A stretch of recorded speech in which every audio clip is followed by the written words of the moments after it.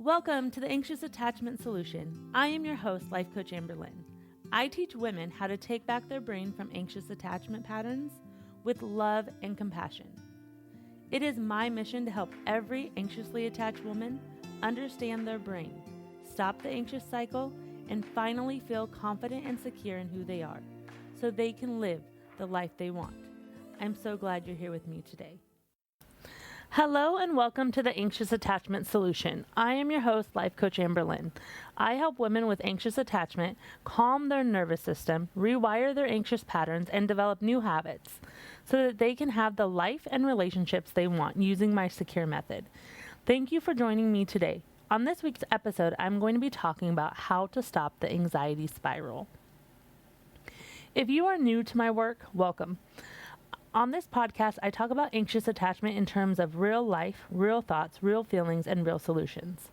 I talk about anxious attachment through the lens of life coaching and the brain. For those of you who have been listening for a while, I just want to take a moment and say thank you. Wow. I could never imagine my podcast would be listened to worldwide. It amazes me and creates so much gratitude to know this podcast is being listened to by you around the world. So thank you. Thank you for tuning in every week to listening, and thank you for sharing my podcast with your friends. So to break down anxious attachment through the lens of life coaching, anxious attachment is a wired brain response that happens without our permission.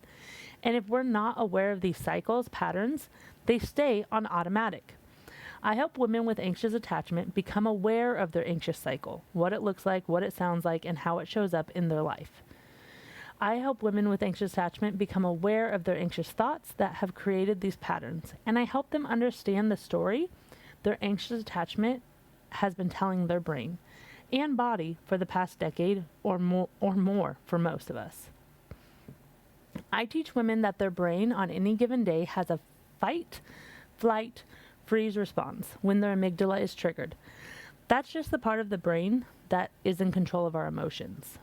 When that part of the brain gets triggered, it is reactive without permission. We may flight, which means flee, run away from the problem. We may fight, which means get defensive with our words, or sometimes physically get defensive. Or freeze, which looks like shutting down and getting hyper-independent. These are our survival instincts that we probably needed as a child that has happened and helped us in the past survive what we were experiencing. This is what our brain has been taught will keep us safe, in air quotes. Our brain has decided this without our input, without our adult input. That is a normal, typical brain. Now add in anxious attachment. What changes about anxious attachment is that what triggers our brain as danger is different from a secure person. A secure person may receive a text from their partner changing plans, be like, okay, no problem. Yet if an anxiously attached person receives this text, it could send them into a panic. A secure person does not experience a situation in the same way that an anxiously attached person does, because a secure person feels inherently worthy, they believe in themselves, and they believe themselves and other people are reliable.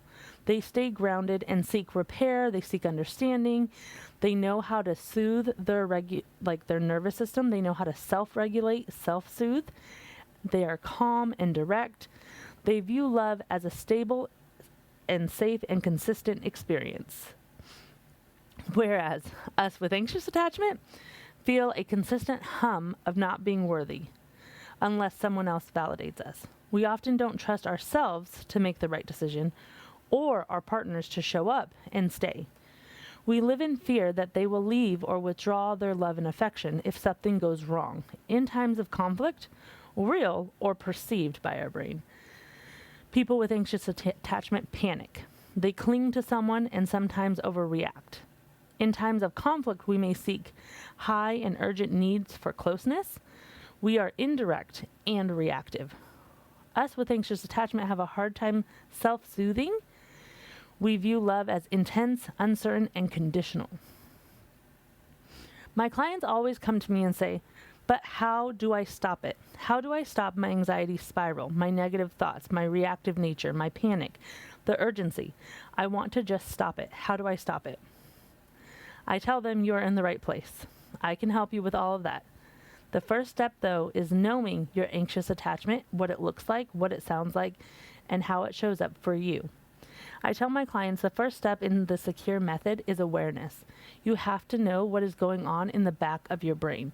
What is your brain's track to love? Its soundtrack to love. You have to know the thoughts that are running your emotions and driving how you show up in your relationships, the way you currently are. You have to know what thoughts you currently have about you and relationships. What are your thoughts about your self-worth? Do you only feel good about yourself when somebody else compliments you, affirms you, or validates you? Do you only feel good about yourself when you're receiving something from someone else? This is what I call conditional self-worth, and it affects how we show up in relationships, and it affects our anxious thoughts. What are your thoughts about your lovability? Do you believe you are hard to love? Do you believe you are too much? What are your thoughts about yourself? Do you even like you? What are your beliefs about love? What are your beliefs about your worthiness? What are your beliefs about your partner? What are your thoughts about trust, about self-trust, about trusting your partner? You have to dig in and figure out what stories, what beliefs, what thoughts are running your anxiety spiral. Most likely, your anxious attachment is triggered more easily because us with anxious attachment have limiting self-beliefs that make us feel insecure and see danger in places others would not. We have beliefs that we are not good enough. We have beliefs that love is not reliable or consistent. We have beliefs that no one will stay. We have beliefs that other people can't handle us and that they will eventually leave us and not even like us. Why are these beliefs a problem? These beliefs become a problem when our anxious attachment gets triggered because all of these thoughts that we believe come crashing down on us and our already frantic nervous system. Since these stories have been playing for so long, they are our soundtrack. We believe these beliefs. We believe our anxious thoughts. So our anxious spiral continues. Our anxious attachment cycle continues. Our reactiveness continues. The spiral cannot be stopped without awareness and questioning our current belief system. Our current belief system is not working for us. It is feeding our anxious attachment cycle. Our current belief system is like fuel to the fire. It fuels the anxiety. It fuels the fear. When we have beliefs like this, we believe our anxious thoughts. We believe our anxious feelings. We create and give into the panic. When we create and give into the panic, we become reactive. We show up the way we do not want to. This enables our unhealthy relationship habits. We feed the fuel of our anxious attachment. Hence, our anxious spiral continues. Our brain not only has wired reactions, it has confirmation bias. This is when our brain believes a thought or a belief, and then our brain is trained to look for evidence for it to be true. It collects that evidence and then shows us the proof that it's real. The problem is that even if you have a belief that is not true, your brain is programming to look for evidence to prove it to you to be true. If you have the belief that you are hard to love, your brain is constantly looking for evidence for this to be true and shows you how it is true, even when it is not, because your brain is on autopilot. Your brain is not a reliable source for truth. If you have the belief that people are not reliable, that you can't trust yourself, that you can't handle life or emotions, that you're not good enough, your brain will look for evidence to prove these beliefs to be true. So, we have to learn what our brain is looking for and ask questions, create new beliefs, gather new evidence, and start rewiring our brain. If we want to learn how to stop the anxious attachment cycle and the anxious spiral, we have to develop more secure traits. We have to know what thoughts our brain is currently thinking in order to do this. What thoughts are our brain gathering evidence for? We have to learn how to question these thoughts. Are they even true? Are they even helpful?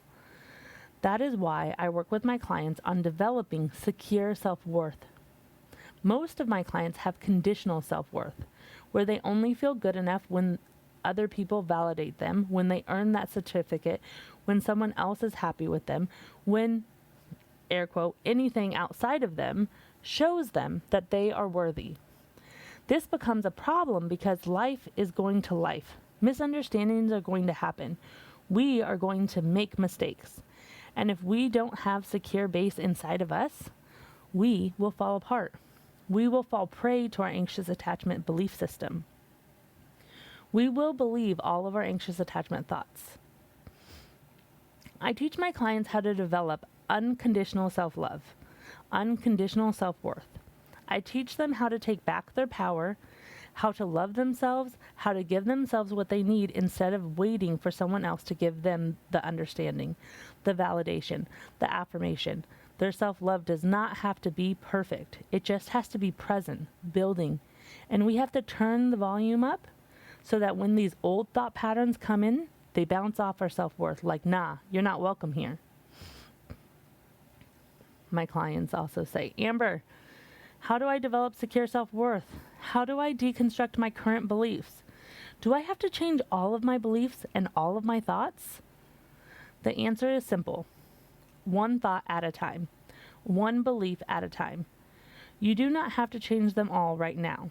As we slowly poke holes in our brain's beliefs and intentionally create new self-beliefs, one thought at a time, we are setting the foundation for secure self-worth. One thought at a time. Yep. Just one thought changes how you show up. It changes your life. When that one thought changes your life, you will look for the next thought, the next belief system, until you slowly have a whole new belief system. What is the one thought that comes up for you the most? What is the one thought that is causing the most havoc in your life? Let's poke holes in that one. Is it you don't feel good enough? You always feel like you have to show up perfectly? Always afraid somebody's going to leave? What is it? Here is the thing about creating new beliefs. You do not have to believe the new belief right now, right away. You just have to kind of believe it. When I started this work with myself, I had lots of unhelpful thoughts that was making dating impossible. I had thoughts like, love happens for some people, but not everyone. Hence, I was not the everyone. No one could ever really love me. No one will stay. I'm too much, mentally and emotionally. And then, I'm not enough, physically.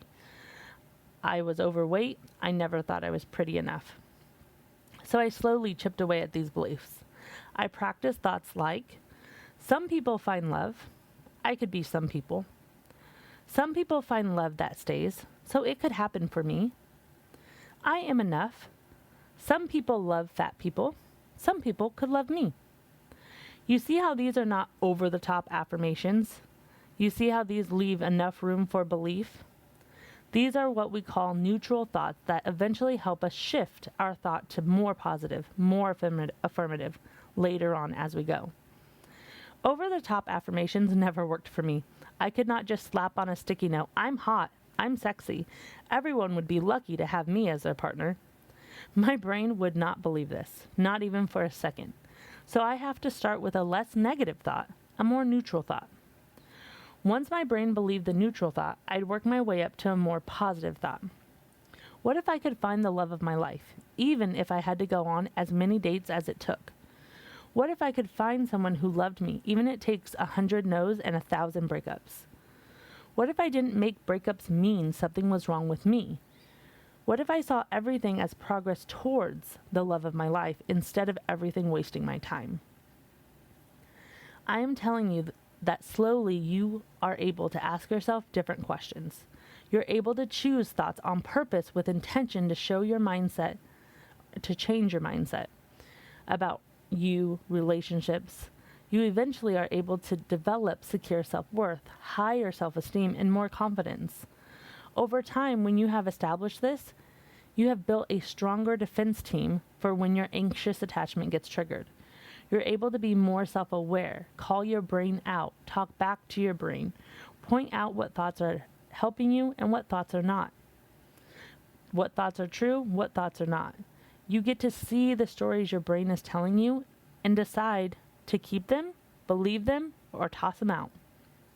Eventually, you build mental and emotional endurance, self-trust, and the ability to pause when your anxious attachment is triggered. Once you are able to pause and manage your thoughts, process your emotions, and self-soothe, then you will be able to stop your anxious attachment spiral. It is not always easy, but it is always worth it. This work has changed my life, and it is going to change your life and my clients' lives. If you're ready to do this work with me, email me at amberlynn@takingbackherbrain.com and set up your free 1-hour consultation. Before our consultation, I will send you a quick consultation survey.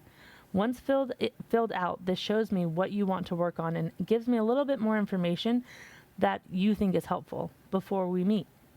In our 1-hour consultation, I ask you questions about where you are now and where you want to be, and then we create a 6-week to 12-week plan for getting you there. I am your life coach. I am not a judge. I never judge my clients. I am team you. I tell my clients all the time, it is like we are both sitting on a couch together and your brain is on the table under a magnifying glass. And we are both scientists uncovering the brain wirings that are stopping you from having the life that you want. And together we develop new thoughts, new beliefs, heal past wounds and past wirings so that you can have the life you want. If you have any questions, feel free to email me. If you don't have my anxious attachment free calming guide, get it. Go to the show links. It's all there. Also, in the show notes, you will find all the links you need to get in touch with me. You can also find me on Instagram at Anxious Attachment Solution. Before we close, if you could like and rate this podcast on the platform you listen so that it would be able to reach more people, I would really appreciate it. Thank you for joining me today. If you have someone in your life who could benefit from this podcast, this is your sign to send it to them. Instagram. I hope you have a great day, and I will talk to you soon. If this podcast resonated with you, I would really appreciate if you would rate and share it. If you have any questions or want to know more about how to work with me, I would love to hear from you. You can email me at amberlynn@takingbackherbrain.com. Can't wait to hear from you.